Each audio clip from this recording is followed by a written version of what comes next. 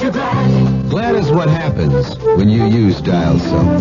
Aren't you glad? You just can't buy a better deodorant soap than Dial. Aren't you glad? And that's saying something. Aren't you glad? Aren't you glad? You use Dial. Aren't you glad? You use Dial. Aren't you glad? Aren't you glad? You use Dial.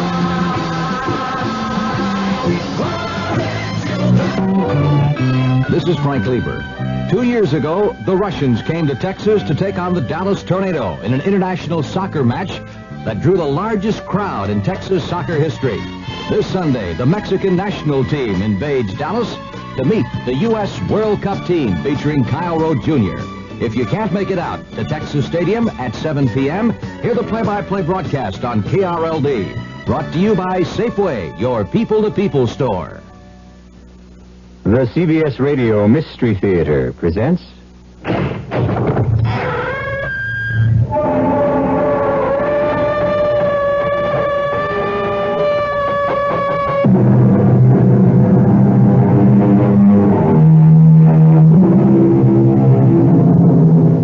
Come in. Welcome. I'm E.G. Marshall. Welcome to the terrifying world of the imagination. My tale is about greed, the lust for gold. It has been said about the hunger for money that it is an overwhelming appetite that feeds on itself and can never be sated.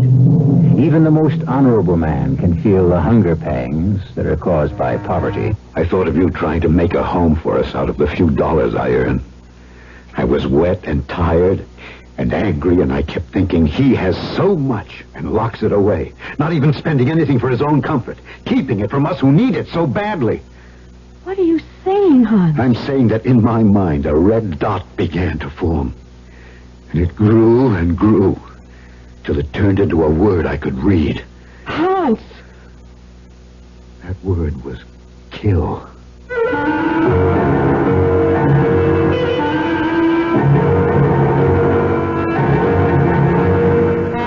Our mystery drama, The Return of Anatole Chevenic, was written especially for Mystery Theater by Sidney Sloan and stars Alexander Scourby. It is sponsored in part by Buick Motor Division and Anheuser-Busch Incorporated, brewers of Budweiser. I'll be back shortly with Act One. The Marine Corps Reserves are looking for a few good men to help keep the peace. We're looking for men who understand that nobody likes to fight, but somebody has to know how. We want men who want to see their children grow up in an age of peace. Men who will do more than wish for it. Men who will work for it. Men who don't need the draft to know there's a job to be done. Men who ask themselves what they can do for their country and do it. We're looking for a few good men to stand with the Marine Corps Reserve. No shortcuts, no compromises, no promises except one. You'll be a Marine, and you'll be ready. That's the job of a peacekeeper.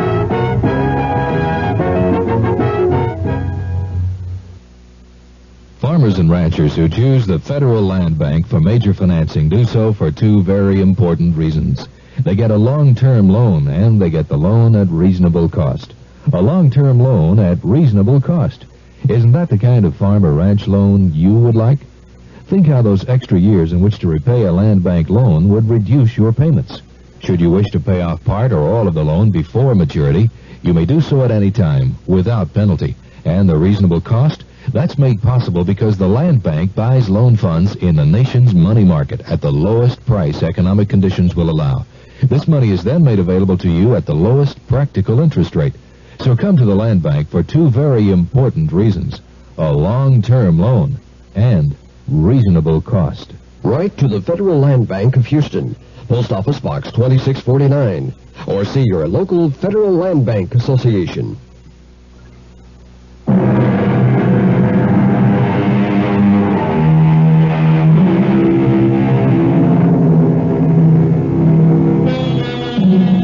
It was a cold, rainy evening in late fall that found Hans Chevenic pressing forward, leaning into the wind, down the dark side street in the poor section of the town where his uncle Anatole lived and ran his junk business.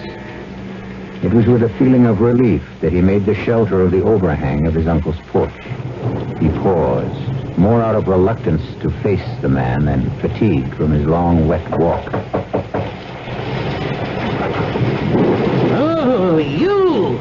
Wonder you bothered to come at all. I got a good mind to slam the door in your face and tell you to go back where you came from. I'm sorry, Uncle Anatole. I'm sorry, Uncle Anatole. Well, come in. Shut the door. You get my house all wet. When I ask you to come at 7, I don't mean 7:30. Look, I don't get through with my other job until 6:15. Only takes 30 minutes to get here on the bus. Uncle, it was raining. All right, raining. I know that. So let's drop that and get down to work. You're to go down into the cellar and start bringing up all the copper scrap piled up there. Then I want you... Uncle, well, what is it now? Vicky made a sandwich for me. I haven't had my supper yet. Always some excuse to stall. I'm not stalling. Well, go ahead, eat. Don't waste more time talking about it. Well, what do we got there? Just some bread and a piece of cheese. Curse to me that I haven't had anything since this morning. Oh, well, would you share it with me, Uncle? Don't mind if I do. Here. Cheese is kind of stale. It's all we had in the house. Well, it's better than nothing. Uncle, I've been meaning to ask you something. As long as you don't ask for money. That's just it. Afraid it might be. Well, I don't want to hear about your troubles. Got enough of my own. You've got lots of money, Uncle. Who told you that? Who told you? Well, you did. You tell me every time I come here how much you've got. Not exactly how much. No, but you said it's a lot. A lot. A great deal. More than you've ever dreamed of. And it'll all be yours, Hans, my boy. I'm making you my heir. Making? Well, you said it was already in your will. Will? Said maybe I'd leave it all to you, or maybe... You didn't say maybe. You said you were going to give it all to me. I was your only heir. Well, there's still my nephew Jamie to be considered, son of my favorite sister. You said you didn't like him. Never said that. You did. You said you didn't like him because he'd become an actor. Nothing to do with it. Acting is an honorable profession. At least he has a job. More than I can say for other members of this family. Now, look, I've got a job. Shoe repair. Part-time. Can't make a decent living. Come over here, get a few dollars, sponging on your relatives. Well, you've never given me a cent I didn't earn, not a red cent. It isn't because you ain't asked. I've asked you because I needed it, Uncle Anatole. Look, Vicky and I, we've got so little. It isn't easy to beg. I don't want to hear any more of this jabbering. Now that you're finished with your supper, down to the cellar with you. And start bringing up that copper scrap. Get moving. Don't you look at me that way. I know what's on your mind. I can read you like a book. But think of this, Hans, my boy. Before you go too far, you don't know where the money's hid. This is what protects me from your evil intentions. You'd get nothing. Because you'd never find the money. Never.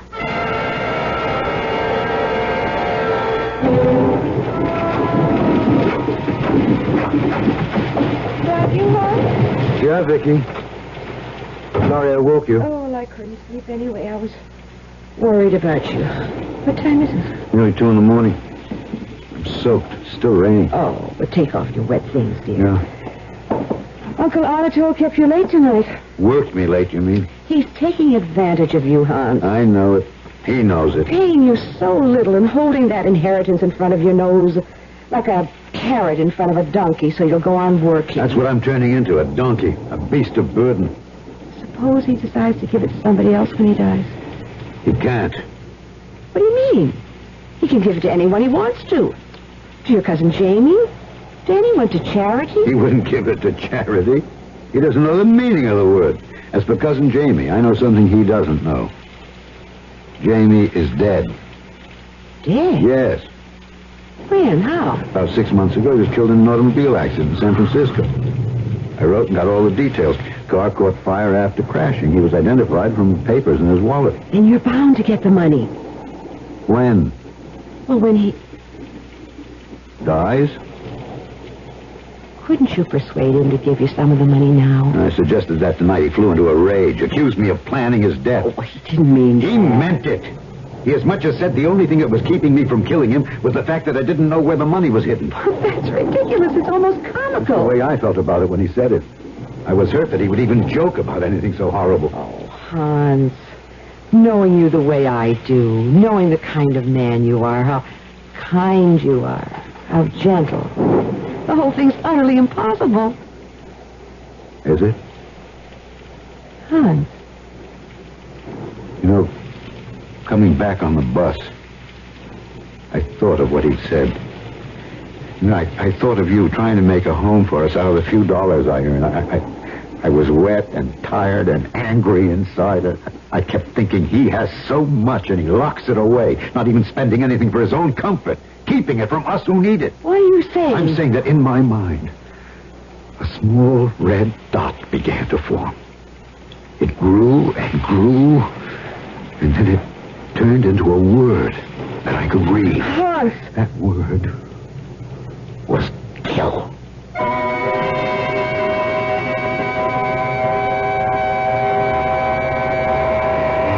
Hello? May I speak to Mr. Crandall, please? Ann Chevenic calling. Miss Crandall? Yeah, I got your letter. I know I'm 10 days late with the payment. Yes, sir, I know that what the contract reads, but... Oh, no, sir, I wouldn't want that to happen. But you see, well, I'm expecting a sum of money, money owed to me. Yes, sir, yes, sir. Thursday at 4 p.m. sharp. I'll be there, Mr. Crandall. You can depend on it.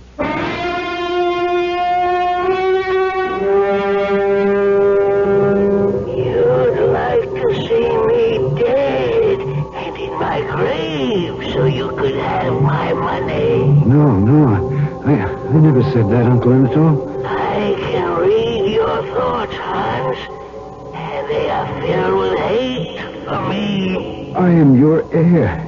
It doesn't matter if you like me. I'm your only heir. I'll get your money. Jamie would get it. He's dead. Killed in an auto accident. You're lying. Lying to deceive me. But you'll never get the money. Oh, you miser. You've taken advantage of me. You've worked me hard. You've paid me so little it hardly mattered. Now I'm going to get what you owe me. Put down that gun. Put it down. You're going to get me the money now. Now, or I'll kill you. You won't find it. It's my money. It's my money. You promised it to me. What? Vicky, is that you? What are you doing at Uncle Anatole's house? Hans, you're at home. What? You've been having a bad dream.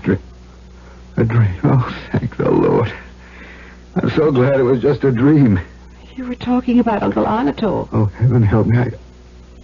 I dreamt that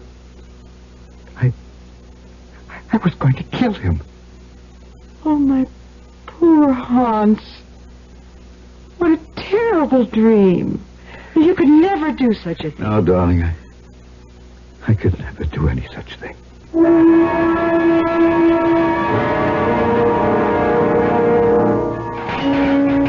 Hans!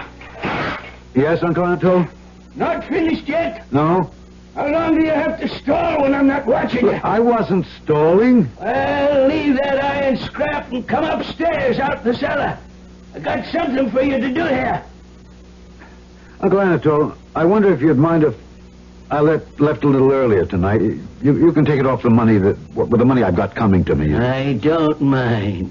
I don't mind if you never come back for that matter.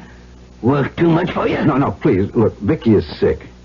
She was running a fever when I left. Sure. Here, take your money and get out. And don't bother to come back. Oh, please, Uncle Anatole. It's only because I'm worried about Vicky. Sure. Pick up your stuff and get out. You don't believe me. Look, Uncle, I need the work. I'll come early tomorrow There ain't going to be no tomorrow for you, Hans. I don't want to see your face again. But, Uncle... Out, you understand? Okay, I'll go. I'll go. For years you've held the inheritance money over my head to make a slave of me. But now I realize the truth. There is no money. There never was. You've lied to me to get me to work for you. No money, eh? No money, you say? Well, now that I know your true feelings about me, I'm going to show you the money. What? I'm going to show you what you've lost with your suspicions, your nasty, evil suspicions. Follow me. You're not more than 10 feet away from your inheritance. What? That you will never get. Here. Give me a hand with this big chest. Push it. Uncle... Just shut up. Give me a hand with this heavy old chest. Come on. I'm sorry that... Just keep your mouth closed and help me push. Come on. All right. Push. That's enough. Now, scrape that dirt where the chest was standing. What? Go ahead. Oh. There's a trapdoor here. Yes, a trapdoor. Here, here's the key. Take it. Now, open the trapdoor.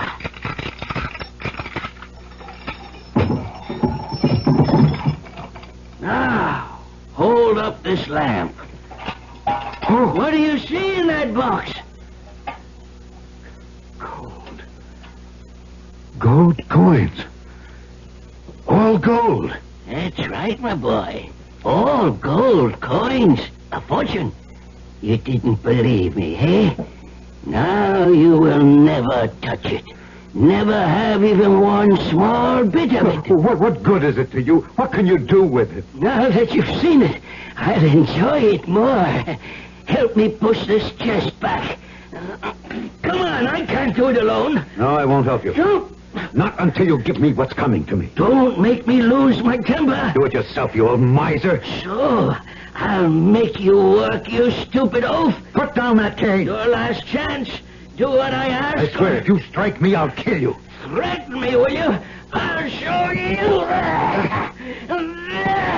Stop. Threaten me? You haven't got the nerve to do anything with your life. Get out of my house, you weakling. You coward. I've had enough from you. I'll kill you.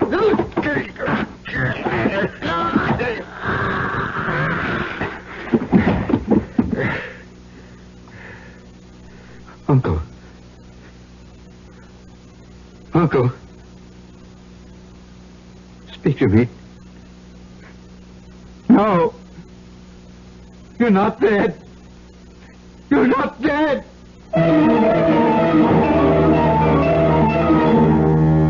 And so the timid rabbit discovers he has fangs and claws. In that moment of decisive action, there was one thing that did not occur to Hans Chevenic. How could he explain what he had done to his wife, who believed in him and trusted him? How could he tell her that he had killed? For, of course, his conscience troubled him. But deep in his heart was a feeling that he had grown.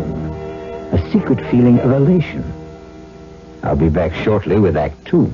Excuse me, madam. Oh, I'm in an awful hurry. I just wonder if you could answer a simple question So for do me. I. The question is this. What? What happens this time of year? Oh, that's easy. The kids get home from camp. Goodbye. Nope. What do you mean, nope? Nope. I mean, I should know when my kids get home from camp. Well, the answer I had in mind was a tad more general in scope. Well, I gave my answer. Let's hear yours. You know, I'm glad you asked. Are you? You see, what happens this time of year is that Buick dealers are giving particularly great deals on older 74 Buicks. For a family woman such as yourself, I think a neat little Apollo would be just the ticket. It's small, economical, but surprisingly roomy.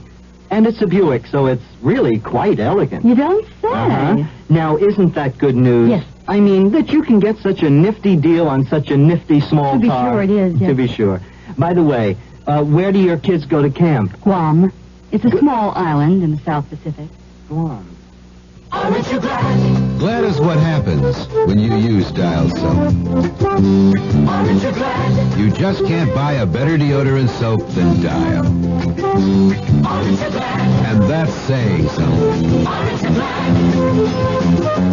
Aren't you glad? You're your style. Aren't you glad? You're your style. Aren't you glad? Aren't you glad? You're your style.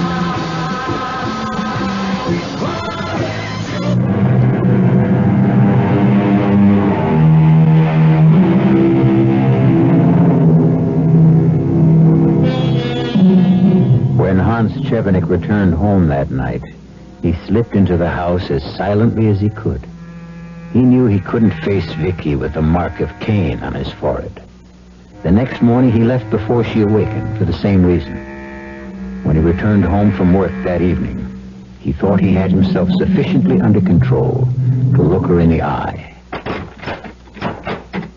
Anne, that you? Yes, Vicky? Well, come into the kitchen. I've got something on the stove. Oh, it sure smells good. Well, I made a little stew for you. It's ready any time you are. Sit down. Sure. Anytime. Tastes good on a cold, blustery day like this. Vicky, you're putting it all on my plate again. I've eaten already. You did the same thing yesterday. Said you'd eaten when you hadn't. Well, you work hard, dear. You need more than I do. Nonsense. Now, sit right down. We're going to share this. Now, start eating. Oh, Hans.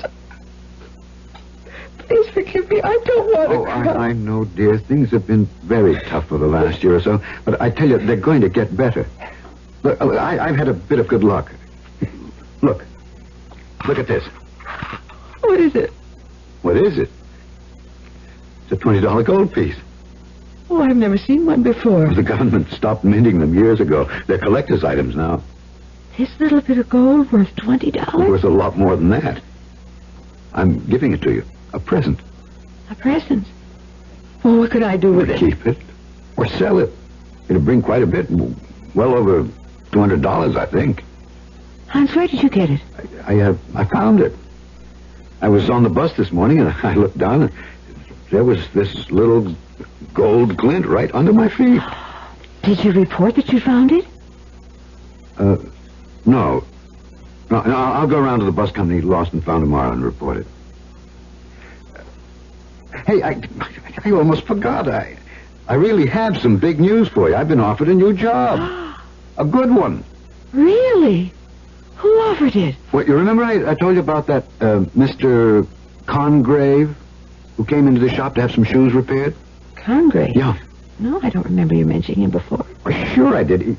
He got to talking with me, and he sort of liked me and said if ever I wanted to change my job, to look him up. I can't recall you ever saying anything about it. Well, sure I did. Look, you just don't listen. So, anyway, he walks this morning and says he's been thinking about me for a long time and that a good job has just opened up with his company in Arswell. I'd be a foreman in charge of about 25 men. Hans, this whole thing is sort of I don't know, it's come so fast. Now, listen to me, Vicky. We've had so much bad luck that you're afraid to believe the good luck. This Mr. Congrave liked me, and he's offered me a chance. But he doesn't even know you. Just talked to you that once. He had a hunch about me. Honey, look, let's not turn this one good thing that's happened to us into a question and answer game. Now, there's only one thing about the job you might not like. I'm going to be away from you for a couple of months until the job is set. You understand? Well, if that's the way it is, that's the way it has to be. Oh, come on.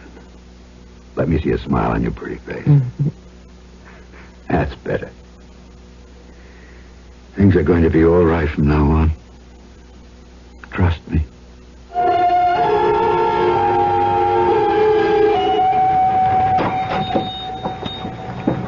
Yes, can I help you?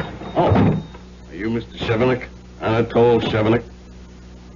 No, I'm his nephew, Hans. Well, this is Anatole Chevenic's house, isn't it? That's right. He in?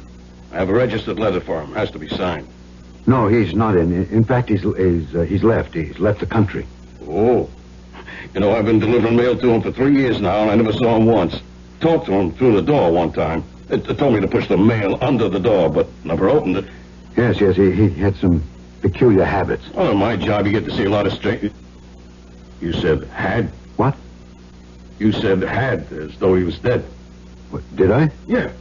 Well, Well, I didn't mean it that way. He's gone off to South Africa, Johannesburg. Spent most of his early life there, you know. He felt he was sort of, well, going home, so to speak. The letter. Letter? Yeah, registered. Reason I came. Got to be signed for.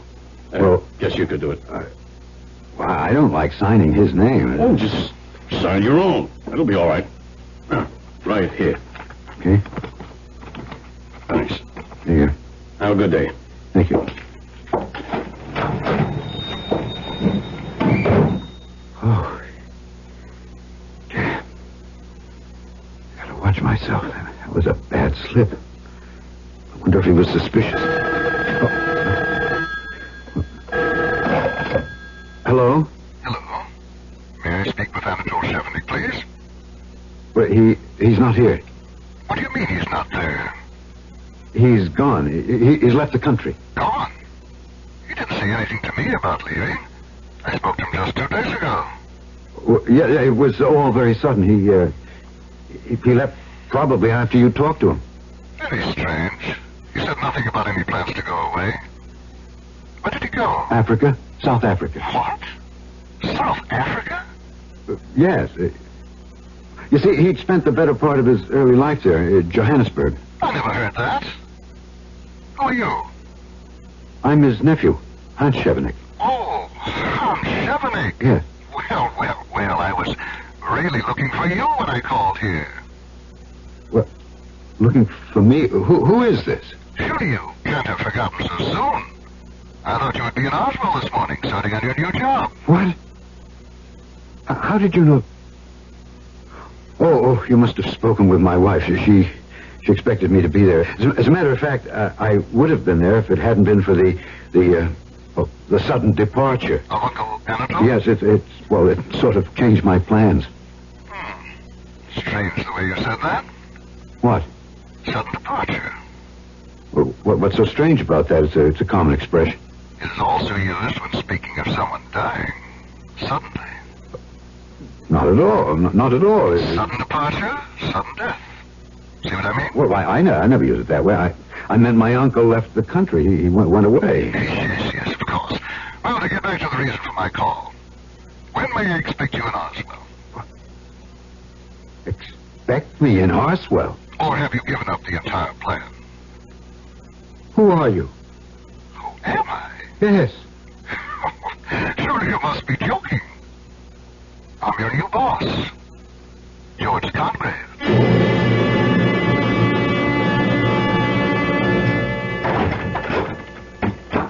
Hello? Who's there? It's me, dear, Hans. Oh, Hans. I wasn't expecting you when I heard the front door open. It's all right, Vicky. Hans, what happened? What do you mean? Well, you were supposed to be in Arsville, weren't you? When you left the house Wednesday morning, you said you were catching the bus to Arsville to take the new job. Well, But you didn't go. No, I stopped off to tell Uncle Anatole that I wouldn't be back, that I was quitting my job with him. Oh, that was very foolish. There wasn't another bus till 2 o'clock in the afternoon. How were you to get to Arsville in the new job? Look, Vicky, I suppose it didn't make good sense to stop off without thinking how I was going to get to Arsville afterwards. Well, I was so surprised when the next morning Mr. Congrave came to the door and wanted to know where you were. Congrave came to the door? What did he look like? Middle-aged, nicely dressed. Asked for you. I knew who he was immediately, and I got terribly worried about you. Vicky, how did you know it was Mr. Congrave? Well, I knew, that's all. I just knew. Did he tell you his name? Did he introduce himself first? I don't know. How could I remember that? Suddenly I was calling him Mr. Congrave, that's all. Vicky, listen to me. It's very important for me to know whether you called him Mr. Congrave or he told you that his name was Congrave. I can't see that it makes any difference. It was Mr. Congrave, and he was asking for you. Okay, all right.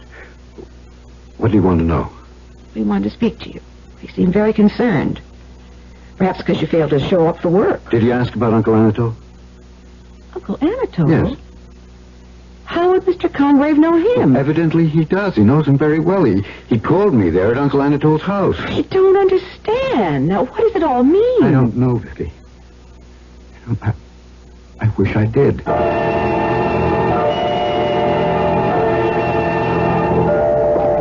that the house? Yeah. Well, it isn't in very good repairs. Uncle Anatole never would spend a cent if he could help it. Here, up these stairs. Hans, shouldn't we knock? Well, there's nobody there. Uncle Anatole couldn't answer. He's gone away. The place is a mess, isn't it? Pretty bad.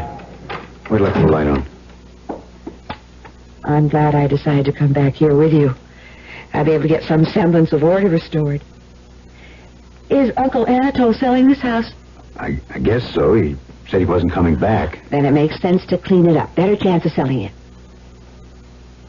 You wanted me to come here with you, didn't you, Hans?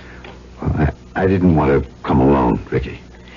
Now, just a broom and a bucket and water, and I'll start. Have any idea where he keeps the cleaning things? No, dear. You'll just have to search around till you find them. I'm going down cellar for a while. All right, Hans. Oh, Hans. What is it, Vicky? What have you done about Mr. Congreve? What do you mean? Well, what about the job? You were supposed to start 3 days ago. What will Mr. Congreve think? I don't care what he thinks. Now, look, please stop asking questions, Vicky. All you do is question me. But I don't understand what's going on, Hans. Neither do I. But there's something in this house. Still here. And it belongs to me. And I'm going to get it.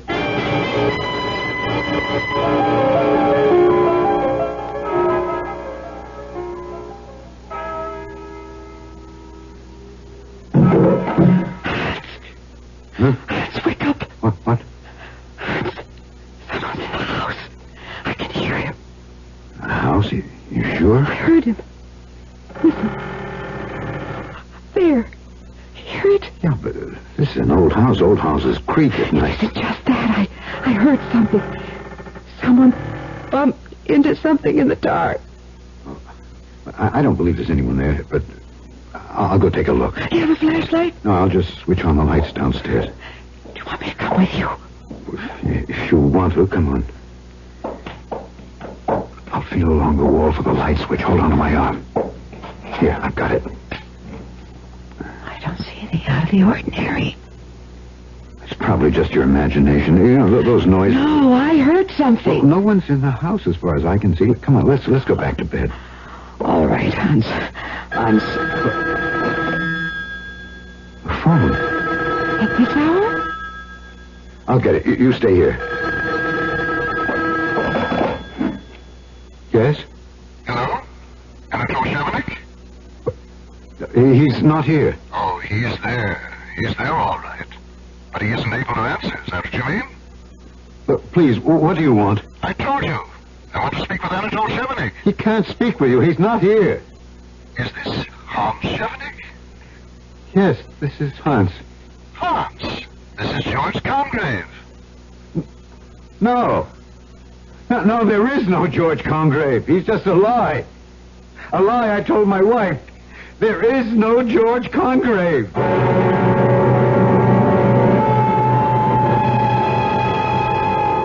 And so, in a lie told by Hans Chevenic, an imaginary man is conjured up to haunt him.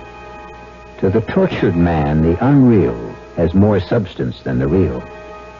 With the guilt of a murder on his conscience and his fear of the apparition that follows him relentlessly, can his mind stay in balance? I'll be back shortly with Act 3.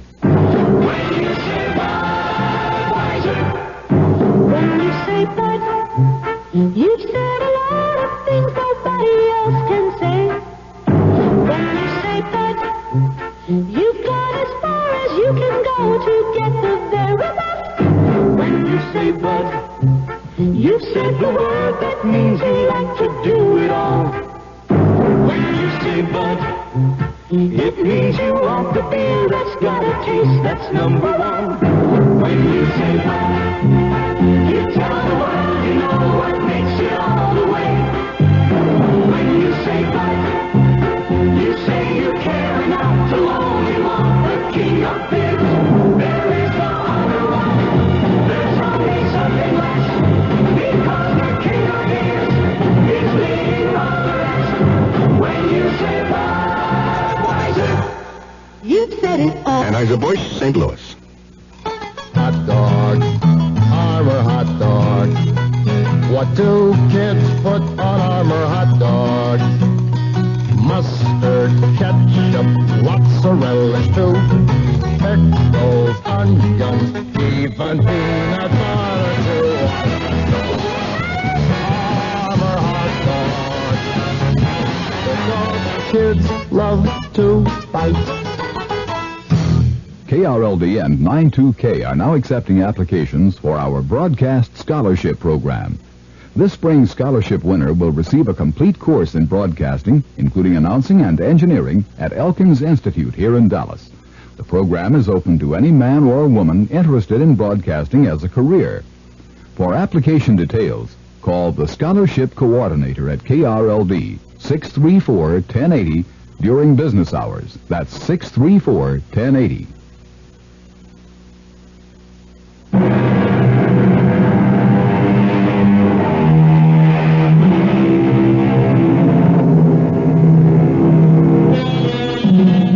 After his frightening experience on the telephone with a man who calls himself George Congrave, Hans tried to compose himself and put up a brave front for Vicky, but he failed miserably. He felt an overwhelming urge to confess his crime, throw himself at her feet, and ask for the comfort of her forgiveness. But he was afraid that she would be so repelled by the horror of what he'd done that she would turn from him forever. He got out of bed and paced the floor. Hans?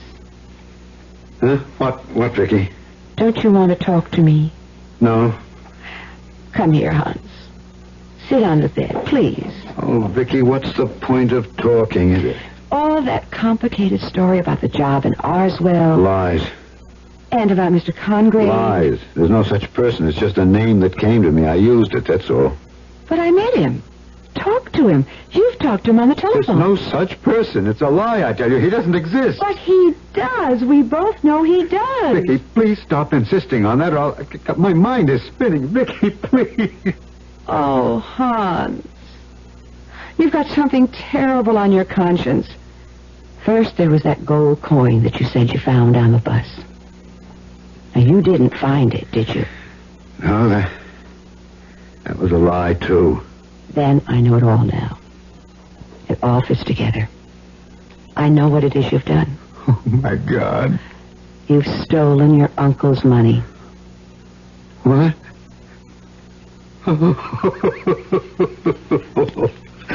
Stolen.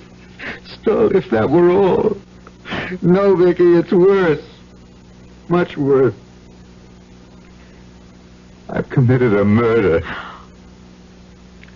I killed him. I killed him.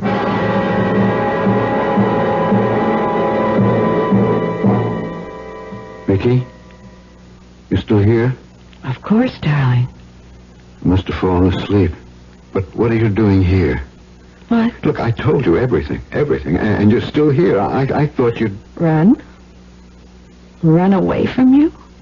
Vicky, I wanted to tell you sooner, but I was afraid I'd lose you. You don't have much faith in me, do you? I love you. And I would fight for you and stay with you no matter what you'd done. Even murder? You haven't committed a murder. Vicky, You just think you have. It's all confused in your mind. You remember your dream? You dreamt you'd killed your uncle. Yes, but it was Vicky... just a dream. You remember you woke up and said, thank God it wasn't true. But, Vicky, it came true. That dream came true. I strangled him. Then I took his gold, and I put him in the hole and pushed the big chest back over the trap door. Hans, you were dreaming. No, I wish I were. No, I did it. Listen to me. Now, try to control your thoughts. Just say to yourself, it never happened. Oh, Vicky. It never happened. You just imagined it or dreamt it. It happened. I killed him. I pushed him into the trap in the cellar floor, and he's still there. He's still there. Hans, did you move the chest away by yourself when Uncle Anatole said he would show you the money? Oh, no, we both pushed. It was too heavy for me to do alone. Then I opened the trap with the key he gave me. And I saw the gold.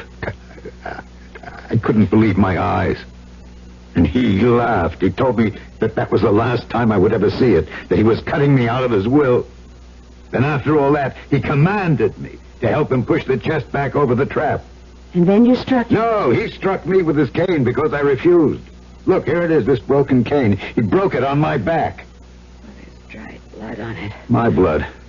I begged him to stop it. He just kept hitting me as though he'd gone mad. Finally, I grabbed him. I thought to stop him. I didn't even realize what I was doing. I hated him. I loathed him. And I was strangling him. When I let go of him, he was dead. And then you took the money? Yeah, I hid it in another place. I had better use for the trap. It was to be Uncle Anatole's grave. I pushed him in. I closed the trap door and pushed the big chest back over it. Hans, there's only one way to find out. You mean move the chest and look into the hole? No. It's the only way. No, I couldn't look at his face again. If he's not there, it means you never killed him. No, if he's not there, it means he's still alive, and that's more frightening than his being dead.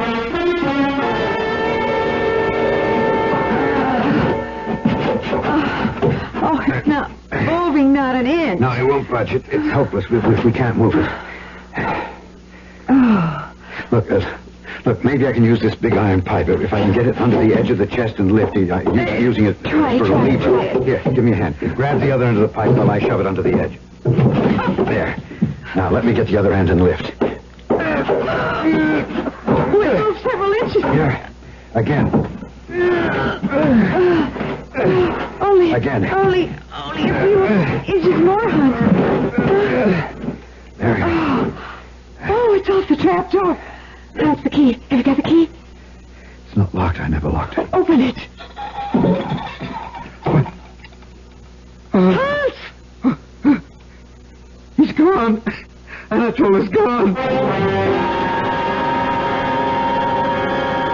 Hans, we can't stay here in this house any longer. What can we do? Where can we go? We can go to the police. No, not the police. You did kill Anatole, and I still doubt that. You did it in self-defense. No, it was premeditated murder. It was on my mind for months. Hans, darling, don't condemn yourself. I killed him for his gold. Why don't you go to the police and tell them how he was beating you with his cane? I'll be convicted. Life imprisonment. Oh, Vicky. Hans, look. What? Where? Those muddy footprints across the floor. They're still wet. They are. Someone's been here while we were down in the cellar. Maybe he's still here. Vicky, work your way toward the back door. Yes. You too. Open up! What? Open up! I know you're in there, sniveling mouse. Open up or I'll beat you within an inch of your reason. It's him. It's Uncle Anatole. I told you he wasn't dead. He's dead. He's dead. He's returned from the dead. Get out, Vicky. Run, please. I'll get help. Get out of here. How long are you going to bar me from my own house? Let me speak to him, chevenic. Perhaps I can make him listen to reason. Listen to reason? My stout cane will make him listen. Oh, but that's in the cellar where he buried me in the trap. Oh, good. You stay here, Anatole. I'll go around and slide break away and get in. Good idea, Conrad. Break this one. No, stay out. Well, my dear Hans, at last we meet face to face. Why do you keep your head down? Afraid of me? No. Go away, please. Shall I open the door and let your uncle in? No, please. Come. That's not very hospitable of you, considering it is his own house. Please don't let him in. He is in, Hans. In the hole you put him in after you killed him. You did kill him, Hans, and stole all his money. That's true, isn't it? Yes, I confess it's all true. Look up. Look at me. There, that's better.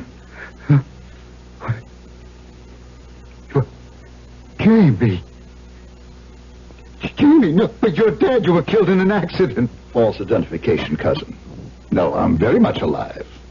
And Cousin Jamie has come to collect his inheritance. Now, where did you hide it? Inheritance? Uncle Anatole's out there. I heard him. You seem to have forgotten my very special theatrical talents. I did the voice of Uncle Anatole. Listen. Stalling! Never an honest day's work. I was also your new employer, George Congreve. It was you, yes. Vicky mentioned that name to you. Told you everything. That's how you knew. And now I want my money. I knew Uncle had the gold hidden someplace. I came here to find it. But I found that you had been here ahead of me. I could see where the chest had been moved in the cellar, and that's where I found our dear, dear dead Uncle Anatole. In the trap. Now, I know you have the gold, and I want it right now. It's mine. It was to be mine, he said. Do you want me to produce the body of Uncle Anatole? I can, you know. And you'd go up for life. But no buts. Give me the money, and I'll keep my mouth shut.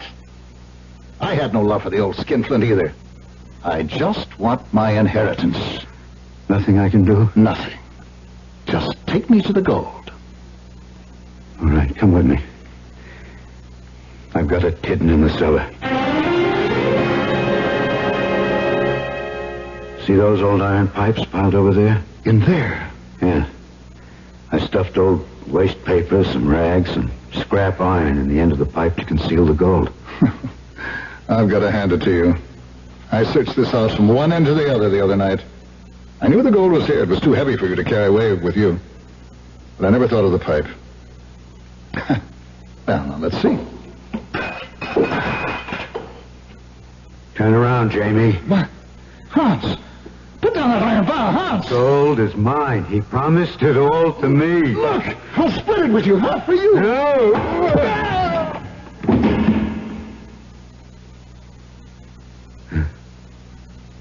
It's all mine. All mine now.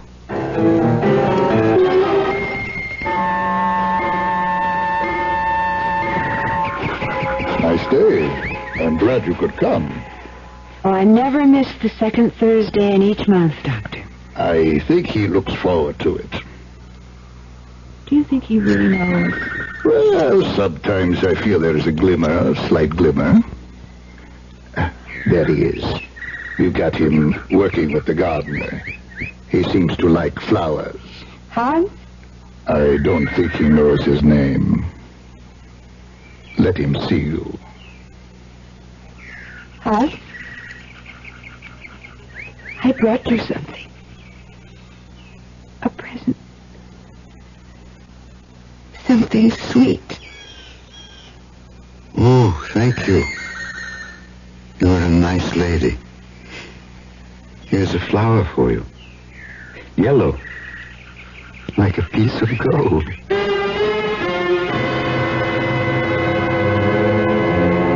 Hans Chevenic had been walking on the narrow line between sanity and insanity, and had finally fallen into the abyss. He remembers only one thing, Stronger than anything else. Stronger than memory. Stronger than life. the glint of gold. I'll be back in a moment. Who knows how to help you solve your shopping problems? Your Better Business Bureau knows. I saw this perfectly darling mirror in the showroom, so I bought it. But when the truck came, they delivered this thing I never saw before. Now what am I going to do? I'll tell you what to do, madam. But who are you? I'm the man from the Better Business Bureau. Now, the first thing to do is to call the store manager and tell him what happened. But in the future, when your merchandise is delivered, you should examine the item before the delivery truck leaves. And if it's to be delivered from a warehouse, have a clear understanding with the dealer that unless it is the same as the sample shown to you, you will not accept it or pay for it. Oh, thank you. Just part of my job, madam, to help people with their shopping problems.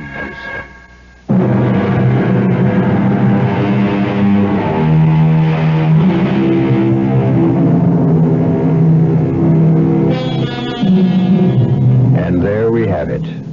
A tale of greed, which destroyed the lives of 4 people. Anatole Chevenic returned to haunt the waking and sleeping of his nephew Hans. And the gold, which he hoarded for so many years, brought happiness to no one. Our cast included Alexander Scourby, Anne Petoniak, Gil Mack, and Sid Sloan. The entire production was under the direction of Himan Brown. Now, a preview of our next tale. And what is the whole contract? That while a person owns this dark imp in the bottle, any request that concerns money, gold, or wealth, no matter how unreasonable, will be satisfied. And that to dispose of this creature and its spell, you must sell it for less than your original price. Oh, here. $7.40. $5 is enough. Okay. Cheap at nearly half the price. Oh, think first, Barry, think. Remember, it will keep you rich as long as you live. But remember, too, if you do not sell it for less than you paid for it before you die, your soul will surely rot in hell for eternity. Radio Mystery Theater was sponsored in part by Anheuser-Busch Incorporated, Brewers of Budweiser, and Buick Motor Division. This is E.G. Marshall inviting you to return to our Mystery Theater for another adventure in the macabre. Until next time, pleasant dreams.